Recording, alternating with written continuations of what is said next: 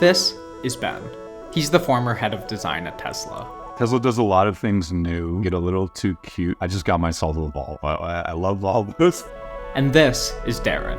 He's the co-creator of Google Chrome, an expert on all things browsers. If people search less in Chrome because Chrome changed its user experience, Google's going to notice and be like, I don't know if we can do that. And this is me with Lightning McQueen. Ben and Darin both work at the browser company, the startup building Arc, and I called them to explore a simple question. If you consider web browsers the automobiles of the internet, what can the browser company learn from the mistakes of Tesla and Chrome? And by golly, you won't believe what they said next. I don't know. It's not that crazy, but I think it's kind of interesting. I wanna take a ride. I like it when you drive with me. I think it's a really good question, and I think it's a fun metaphor because both a car and a browser, they're universal products. They're products that billions of people know how to use, and they have a lot of expectations about the way it should work. I went to the Peterson Automobile Museum in Los Angeles to consider why our expectations for cars are so concrete. All right, driving to the car museum, maybe like 15 minutes out. This is a delivery truck for ants. It's kind of a weird museum, which I'll get into, but we see that over time, a lot of the core fundamentals of cars have stayed the same. There are many reasons for this: barriers to entry, oligopoly dynamics, but also the fact that sometimes the status quo is the status quo for a reason. In the museum, there's a quote on the wall from E.B. White. It reads, "Everything in my life is somewhere else, and cars are how I get there." Cars can be flashy, glitzy, experimental, but they are fundamentally tools of transport. They have to work, and they have to work quickly, reliably, and safely. When a product's successful, it becomes hard to make change. Over the last couple decades, browser evolution came in these sort of steps, right? There were periods of time when things were pretty flat, and then innovation happens. But, you look at Chrome today, the Chrome from before, the user experience doesn't change that much. There hasn't been that step again. And yet there's many things about a user experience on the web that could be better. Browsers specifically have stagnated in large part because they're just so profitable. If you spent more time in the browser, you probably do more searches. If you did more searches, you see more ads. Google's very sensitive then to how much are people searching in Chrome? What if you make a change to your browser that makes it so that people don't have to search as much, that they have an easier time getting back to what they were doing? Maybe you made your tab system work better so it's easier to recall things that you were doing yesterday instead of having to start over and search again. Can you feel like you can ship that?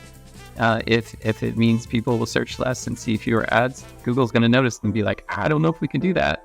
And so there's all these frictions that make it hard to innovate. Web browser stagnation may seem trivial. Who really cares as long as they work?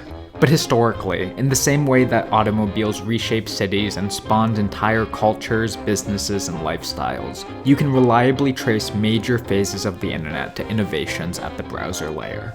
Enabling Google Docs to work even if you were in a poor network connectivity situation. Fast forward to today and it's like things like Figma, you don't realize, but it's all powered by WebAssembly and WebGL. It's unlocked because of all the innovation that went into the browser engine. Nobody built those with the forethought that, I want to unlock and make possible something like Google Maps, or I want to unlock and make possible something like Gmail.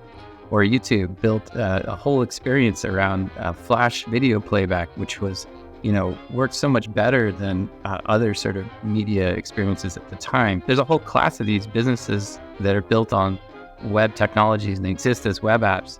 And it's only possible because of all the investments that went into the engine. Innovating on the web browser is not just about trying to make a faster, prettier car. It's an attempt to remake the internet itself. All right, so I'm outside the car museum. The weirdest part was the bottom floor. So it's 3 floors and you go from top to bottom. I get it. I get you want to show the future and have some Tesla stuff. Obviously a really important car company right now. But fucking Tesla robot, Tesla surfboards, Tesla flamethrowers, just way more way over the top. I'm curious to look into it. I feel like Elon must be involved in this in some way. Tesla brought much needed new life into an old industry. But balancing the novel and exciting with things that just work is often the hardest part. Elon loved to say, like, all user input is error. All input is error. It should just do what you want. Just do what you want. That's all great. That's all great in theory. But in practice, these features like automatic windshield wipers or autopilot, they have some major pitfalls. Like the automatic wipers really aren't reliable. It pisses me off that the doors work differently for no reason. I want to pull something.